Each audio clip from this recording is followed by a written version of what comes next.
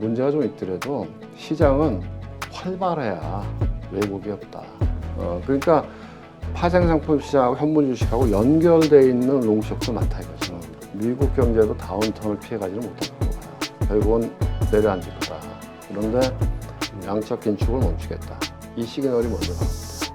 그 다음에 금리 인하를 한번 하려고 그때부터 본격적 하락장을 보아. 기업의 펀더멘탈을 반영하는 게 주가이기 때문에 결국은 밸류에이션을 보면서 해야 돼요.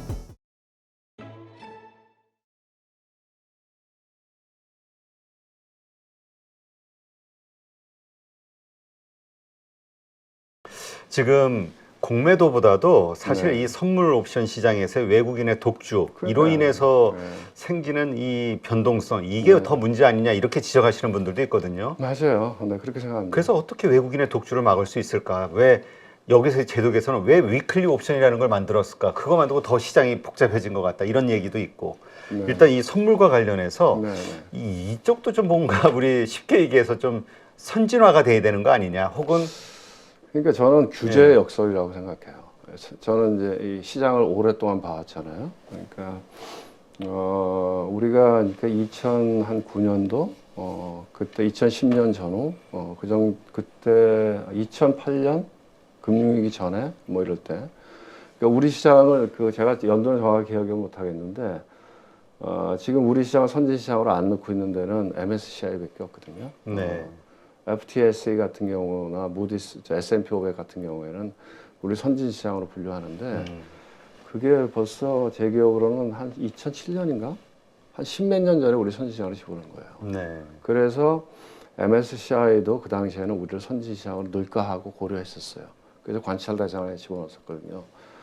근데 그때는 우리나라의 이 선물 시장이 굉장히 활발했어요.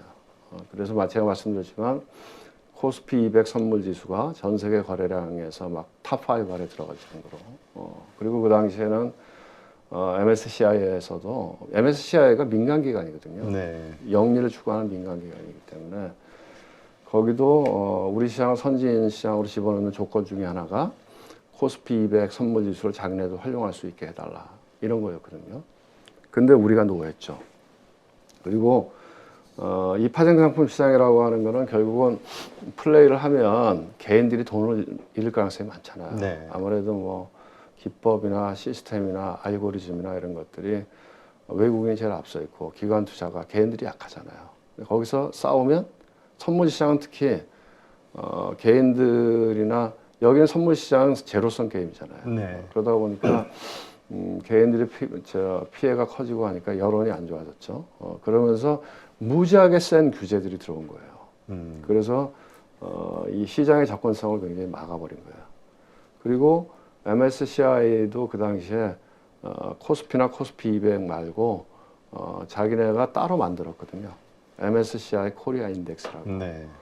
그리고 세월이 한 10년 넘게 흘렀죠. 그러다 보니까 우리나라 파생상품 시장이 쪼그라드는 거예요. 제가 말씀드렸지만 개인뿐만 아니라 기관 투자가들도 워낙 공매도에 대한 이런 것들이 압력이 강하기 때문에 뭐 차익거래 펀드나 이런 것들을 다 접어버렸어요. 네. 그렇게 되면서 이 선물시장이 쪼그라들었거든요. 선물시장이 쪼그라들면서 누구만 남았냐 플레이어로 외국인 거예요. 그러니까 지금은 요새 보니까 그나마 조금 나아 보이는 게 거래하는 걸 보면 증권회사 이 고유 계정들이 좀 대응을 하는 것 같아요. 그나마 좀 난데 기관이 대응을 한다. 증권사가. 기관 중에서 증권회사만 증권회사만. 증권회사 고유 계정만 좀 들어오는 것 같아요. 근데 그것도 제가 보기에는 이제 어떻게 보면 롱숏의 관점에서 해치. 그러니까 이게 우리가 하나만 딱 보면 이게 숏인 거 매도인 것 같지만 다 연결되어 있는 거거든요. 예를 들면은 선물 시장에서 개별 주식 선물도 있잖아요. 네. 그럼 예를 들면 삼성전자를 사자가 많아요. 예를 들면 팔자가 많았어.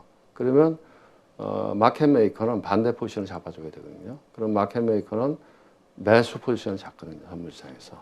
그러면 마켓 메이커라고 하는 건 대부분 증권회사예요. 그럼 증권회사는 내가 매수 포지션이 있잖아요. 그러면 리스크가 있잖아요. 주가가 하락하면 손해를 보잖아요. 그럼 내가 마켓 메이커로 들어가는 거는 약간의 스프레드를 먹으려고 들어가는 거거든요. 예를 들면 선물 가격이 눌려서 좀 쌀 때 그거 조금 싸게 스프레드를 걸려 사는 거거든요. 그러면 그 반대 포지션을 잡아야 위험을 해치하는 거거든요. 그렇기 때문에 공매도를 시장에 가서 하는 거거든요. 그래서 마켓 메이커가 공매도 한다. 그 얘기는 반대 어디선가에는 매수 포지션을 잡았다는 거예요. 파생상품 시장에서. 매수 포지션을 잡았기 때문에 현물 시장에서 반대 포지션을 잡는 거거든요. 반대는 또 마찬가지예요. 반대로 예를 들면 뭐 선물이나 옵션 시장의 가격이 더 비싸다. 그러면 매도를 하고 대신에 반대 포지션을 잡아야 되기 때문에 주식시장에 가서는 사는 거죠. 그렇기 때문에 여러분들 그 기관 투자가 매매 동향을 보면 금융투자에서만 유일하게 몇 천억씩 샀다 팔았다 하는 게 그런 거예요. 단타가 아니고. 그래서 이제 어쨌든 그렇게 되면서 뭐 규제가 세게 나와서 뭐 그때 뭐 시장을 막 이렇게 뭐 시장을 닫지는 않았지만 규제가 세게 나오면서 우리나라도 연금 같은 기관 투자가들이 이 시장에서 다 빠져나왔고 또 어떻게 보면은 뭐 운용사들도 차익거래 펀드가 거의 없어지기 시작했고 그러니까 지금 남아 있는 건 누구냐면 개인하고 외국인밖에 없어요. 그러면 그거를 게임이 안 되죠. 게임이 안 되죠. 그리고 제 기억으로는 한 10년쯤 우리가 전에 제가 정확하게 연도는 기억을 못 하겠는데 하루에 어떤 일이 있었냐면 도이치였던 것 같은데 이 선물 옵션 동시 만기입니다. 동시 호가 때 자기는 뭔가 포지션이 숏이 있었겠죠. 매도 포지션이 시장을 밀어버렸어요. 50포인트가 빠졌어요. 갑자기 그 동시 호가 시간에. 그러면서 뭐 시장에 또 한번 혼란을 준 적이 있거든요. 그래서 나중에 조사를 했어요. 근데 외국계를 조사한다는 건 몇 년이 걸려요. 그래서 우리 시장도 제가 이렇게 보면 선물 옵션이 만기될 때, 한 달에 한 번씩 주식 선물 같은 거 만기될 때 보면 이렇게 보고 있으면 아 이건 매니플레이트 하는 건데 이런 생각이 들 때가 많거든요. 시장이 얇아져서. 그래서 어쨌든 문제가 좀 있더라도 시장은 활발해야 왜곡이 없다. 그러니까 우리가 재래시장 가더라도 활발하게 거래가 되면 그 시장이 커지는 것처럼 뭐 조금 문제가 있더라도 시장은 어쨌든 거래가 많이 일어나는 게 좋다 이렇게 생각해요.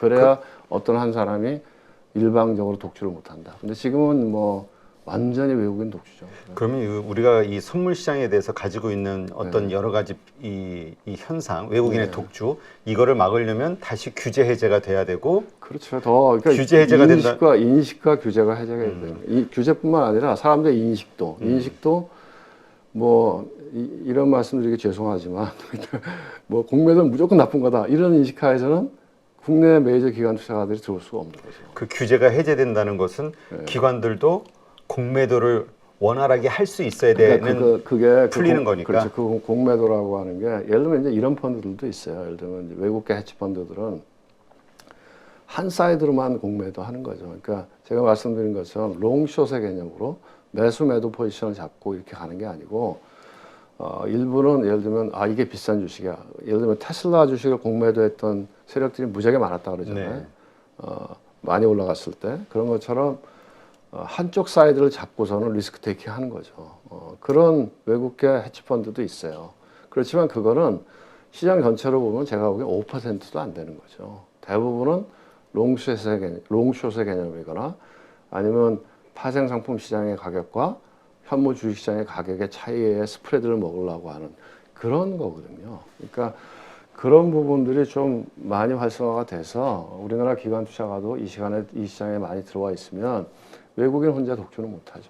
대부분 제가 보기에는 이 외국인이라고 하는 사람들도 이렇게 보면 뭐 인트라데이로 쭉 알고리즘 트레이딩 하는 사람들은 대부분 내가 보면 홍콩 데스크 아니면 싱가포르 데스크 거거든요. 뭐 뉴욕에서 하지는 않을 것 같고 그러면 걔네가 엄청나냐? 그럼 그렇지는 않거든요. 네.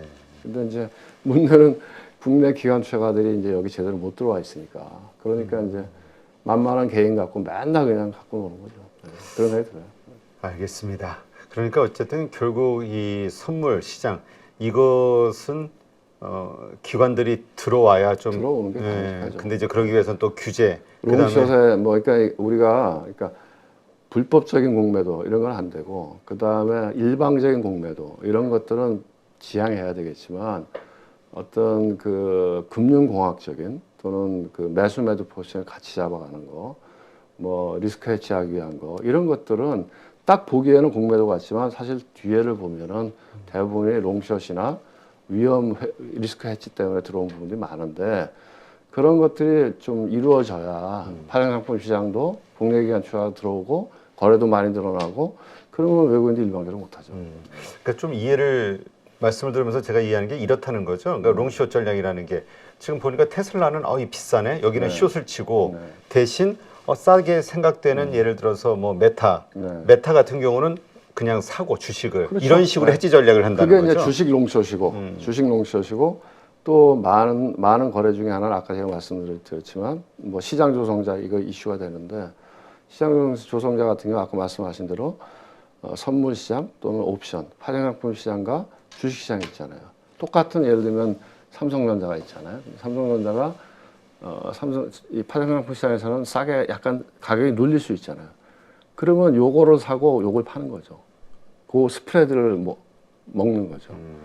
그러니까 파생상품 시장하고 현물 주식하고 연결돼 있는 롱숏도 많다 이거죠. 근데 그런 것들을 한쪽을 죽여버리면 이쪽도 없어지는 거거든요. 네. 그러면은 거래량은 줄어들기 시작하고 가격의 왜곡은 더 많이 발생하고 그런 틈을 노리고 외국계가 들어와서 좌지우지하는 거죠. 네.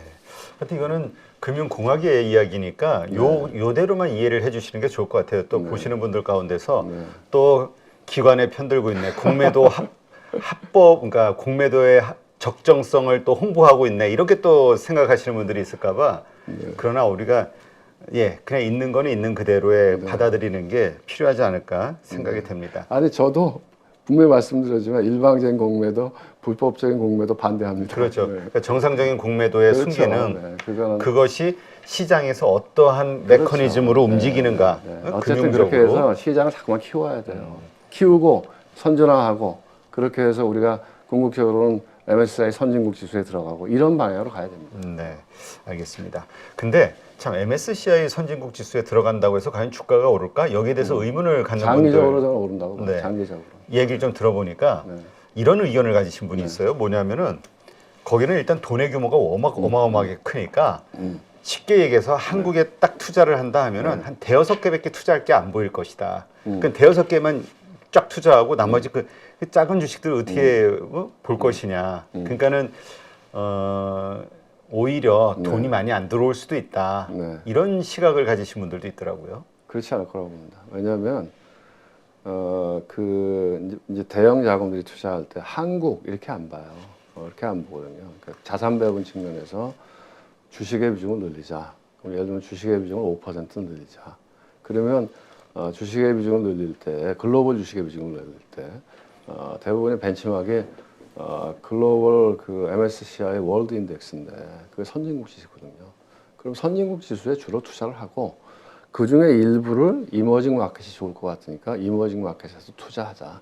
우리나라도 보시면 국민연금의 그 주식의 벤치마크는 코스피예요. 코스닥이 빠져 있어요. 저도 그거 참 안타깝다고 생각해요. 그거 아니라고 생각하거든요. 제가 공무원연금에 시야할 때도 그런 그 건의들을 드렸는데 코스닥 시장도 시가총액만큼은 벤치마크에 넣어야 된다. 그래야 기관 투자가가 마음 편하게 장기 투자할 수 있거든요. 근데 그렇지 않기 때문에 코스닥 시장은 선택적으로만 투자하거든요. 그런 것처럼 글로벌 자금들도 글로벌 선진국 지수가 그냥 메이저 벤치마크이고 이머징 마켓은 선택적으로만 투자하거든요. 그렇기 때문에 여기는 그냥 좋을 때만 가끔 들어온다 이거죠. 근데 우리가 이 안에 있으면 계속 그 글로벌 유동성이 늘어나고 글로벌 웨스가 늘어나는 과정에서 주식의 비중은 계속 늘어나잖아요. 그게 미국 시장 계속 올라가는 동력 중에 하나거든요. 그렇기 때문에 우리가 들어와서 들어가야 된다. 그리고 그 유동성이 들어와서 코스피 200 종목 위주로 하겠죠. 그렇다고 하더라도 유동성이 들어오면 그 유동성만큼은 또 어딘가 흘러넘치잖아요. 그럼 중소형주도 좋은 것들은 좀 올라가는 거죠. 네, 알겠습니다. 자, 그러면 어쨌건 이러한 지금 여러 가지 요인들로 인해서 변동성이 아주 큰 장세고요. 네. 근데 또 미국은 지금 더할 나위 없이 좋은 또 네. 강한 모습을 보이고 있거든요, 증시가. 그런데 한편으로는 셧다운에 대한 우려, 그다음에 내년도 경기 침체 상반기에 이런 것을 또 경고하는 경제학자들도 많이 있고, 그와 관련된 실업률의 어떤 시그널이 좀 보이고 있고 그렇습니다. 네. 그런 시점에서 지금 주식 투자를 할 때인가 네. 기본적으로 의문을 좀 가질 때인 것 같아요. 어떻게 보시나요? 어느 나라 주식이요? 한국 주식? 근데 연동이 안 된다 해도 미국 주식의 영향을 우린 받잖아요, 증시에. 그러니까 참 저희가 좀 안타깝죠. 네. 왜냐하면 미국 시장에 올라갈 때는 조금 따라 올라가고 빠질 때는 우리는 더 많이 빠져버리고 그러니까 근데 글쎄요, 뭐 제 개인적인 생각은 조금 조심해야 되지 않을까. 그러니까 이제 우리가 이제 그 결국 이 주식시장을 움직이는 큰 동력을 두 가지라고 보면 하나는 유동성이고 또 하나는 이제 펀더멘탈이잖아요. 네. 그런 맥락에서 보면 우선 이제 유동성이 지금 물론 이제 금리 인상은 추가로 하기에는 당분간은 어려울 것 같아요. 금리 인상 사이클은 뭐 이제 어느 정도 마무리가 된 것 같긴 해요. 그렇다고 하더라도 유동성을 푸는 과정은 아니잖아요, 지금. 왜냐하면 지금 QT를 진행하고 있잖아요. 그러니까 저 패드가 양적 긴축을 계속 진행하고 있기 때문에 유동성이 축소되는 과정이지 풀리는 과정은 아닌 거고. 네. 그리고 금리가 올라가 있는데 그 올라간 금리가 실물 경제에 영향을 주는 거는 시차가 있잖아요. 우리보다는 미국 얘기입니다. 미국 같은 경우에는 뭐 개인들도 뭐 우리는 주택담보대출 같은 게 대부분이 변동금리잖아요. 그렇기 때문에 금리가 올라가면 바로바로 영향을 받지만 미국 같은 경우에는 모기지 금리 같은 게 장기잖아요. 네. 30년 뭐 그리고 고정금리 비중이 훨씬 높거든요. 그렇기 때문에 이 금리 인상 효과가 바로바로 연결되지는 않거든요. 기업들도 자금 조달할 때 우리는 3년짜리 회사채 발행을 많이 하는데 미국은 10년 많이 하잖아요. 그러니까 그렇지만 어쨌든 이 고금리 상태가 기업 이 가계나 기업의 펀더멘트에 영향을 주는 데는 시간은 필요하지만 그 시간이 점점 흘러가기 때문에 미국 경제도 다운턴을 피해가지는 못할 거라고 봐요. 결국은 내려앉을 거다. 그런데 내려앉는 게 소프트 랜딩이냐 아니면 하드 랜딩이냐 이 차이가 있는 거죠. 근데 지금은 어쨌든 그럼 지수가 내려왔느냐? 그럼 미국 S&P 500이나 나스닥은 안 내려와 있잖아요. 그렇죠. 코스피 내려와 있지만 얘는 올라가 있잖아요. 그래서 어쨌든 어떤 식으로든지 간에 기업의 경제의 다운턴이 한번 올 것 같고 그 전에 미국 시장이 한번 뭐 그게 깊은 조정일지 얕은 조정일지 모르겠지만 조정의 과정은 한번 있을 것 같다. 그러고 나서 아마 진바닥을 형성하고 그 다음에 페드의 입장이 완전히 돌았을 때 뭐 그때부터가 이제 본격적인 화랑장이 아닐까. 이제 미국의 페드가 적어도 우리가 QT를 멈추겠다, 양적 긴축을 멈추겠다. 이 시그널이 먼저 나올 때, 그 다음에 금리 인하를 한번 하려 그럴 때, 그때부터가 본격적인 화랑장이 올 것 같거든요. 그 전까지는 시장은 별로 썩 그렇게 좋아 보이진 않아요. 금리 인하 사실 금리 인상기에는 그 성장주들이 특히 돈을 잘 못 버는 성장주들이 많이 박살이 났죠. 네. 그 다시 금리 인하가 시작이 된다고 봤을 때는 이러한 네. 성장주들이 다시 한번 빛을 보는 그런 때가 올 거라고 보시나요? 그럼요. 왜냐하면 그때쯤 되면 성장주들이 제일 많이 깨져 있을 거 아니에요. 그렇죠. 네. 그러니까 뭐 지금 2차전 주식들이 어쨌든 상반기에는 뭐 곧 버블 이야기 할 수 있는 상황이었고 저도 뭐 그런 얘기해서 욕도 많이 먹었지만 어쨌든 그런데 또 뭐 그렇다고 해서 예를 들면 이제 우리나라의 대표적인 성장 중에 하나가 2차 전지였으니까 그럼 2차 전지 뭐 이게 그러면 없어질 산업이냐? 그건 아니잖아요. 가격은 떨어질 거 아닙니까? 그렇죠. 그럼 어느 시점 되면은 얘도 밸류에이션이 쌓일 거 아닙니까? 그렇게 되면 다시 올라가겠죠. 근데 이제 결국은 투자하시는 분들이 두 가지를 같이 봐야 된다. 그러니까 우리는 너무 스토리하고 모멘텀만 보는 것 같아요. 스토리하고 모멘텀. 근데 그거와 동시에 밸류에이션을 반드시 봐야 된다. 그죠? 그래야 이게 크게 안 나가는 거죠. 밸류에이션이 비싸다 하면 좀 조심하고 또 밸류에이션이 형편없이 떨어져 있으면 언젠간 또 올라가니까. 그래서 그런 것들이 조금 우리 시장의 기관 투자가가 메이저가 못해서 그런 것 같아요. 그러다 보니까 이제 기관 투자가 좀 메이저가 되면 밸류에이션도 같이 하면서 이렇게 할 텐데 그러다 보니까 그리고 또 이제 우리가 너무 감정적인 것 같아요. 투자도. 그러니까 투자는 그냥 뭐 이렇게 그냥 투자 자체잖아요. 냉정하게 그냥 주식으로서 보면 되는데 이것도 너무 감정적이기 때문에 쏠림이 반드시 생겨나고 그런 부분들이 조금 좋아 보이진 않아요. 네. 알겠습니다. 이러한 것들을 바탕으로 좀 중장기적으로 네. 투자의 어떤 그 로드맵을 한번 짜볼 네, 수 있겠네요. 네, 네. 그러니까 말씀하신 거에 저도 답이 있다고 보는 게 주식은 쌀 때 사서 비싸게 네. 비쌀 때 팔면 되는데 어렵죠. 우리는 예, 그게 좀 어렵고 어렵죠. 비쌀 때임에도 이게 비싸지만 나름대로의 이유가 있고 더 비싸질 그렇죠. 거라는 기대감. 네, 맞습니다. 이것 때문에 사서 물론 재미 보는 분들도 있지만 네, 깨지는 분들도 많고 맞죠. 이것 때문에 참 어려운 것 같아요. 밸류에이션 측정을 한다는 것 자체가. 그러니까 이제 밸류에이션이라고 하는 게 그냥 아주 단순화시키면 수익 가치하고 자산 가치잖아요. 네? 근데 뭐 불과 몇 달 전만 하더라도 이게 뭐 2차 주식 계속 올라갈 때 유튜버 하시는 분들 나와서 하는 얘기가 뭐 매출이 몇 배 늘어나고 영업이익이 10배 늘어나니까 주가가 10배 올라가는 건 당연하다. 그건 아니거든요. 그건 모멘텀이지 밸류에이션이 아니거든요. 밸류에이션은 그냥 우리가 아주 단순화시켜서 심플하게 생각하면 물론 그렇게 단순하진 않지만 그냥 PER하고 PBR만 봐도 되는 거예요. 그렇죠. 그냥 이게 이 수익 가치 대비해서 얼마나 고평가되어 있냐, 자산 가치 대비해서 얼마나 고평가되어 있고 저평가되어 있느냐, 그 두 개만 보더라도 꼭지에서 잡아서 반토막 나는 일은 별로 없죠. 지금 뭐 2차 전지만이 아니라 반도체에서도 그런 현상들이 요새 벌어져서 난리가 났죠. 한미 반도체. 반도체도 제가 보기에는 뭐 저는 비슷한 현상이라고 네. 보는데요. 그러니까 결국은 밸류에이션을 안 보면 모멘텀과 나레이티브, 스토리텔링 아주 들어보면 그럴듯하거든요. 특히 이제 대부분이 유튜브를 많이 보잖아요. 그 스토리텔링이라는 게 결국 미래에 대한 기대감인 것 같아요. 그렇죠. 그러니까 이런 이유로 더 좋아질 그렇죠. 것이다. 스토리텔링이죠. 스토리텔링이 아무리 좋아도 사실 미래는 불확실한 거거든요. 그게 반드시 그렇게 된다고 할 수는 없거든. 그렇기 때문에 밸류에이션을 봐야 되는 거죠. 결국은 기업의 주가라고 하는 건 뭐냐? 기업의 펀더멘탈을 반영하는 게 주가이기 때문에 결국은 밸류에이션을 보면서 해야 된다. 저도 약간 요새 보면 그 2차 전지 반도체 소부장 이런 것들도 어떻게 보면은 얼마 전에 뭐 에코프로나 이런 것처럼 스토리텔링을 쫙 올라갔던 것처럼 그런 현상의 주식들이 좀 있었던 것 같아요.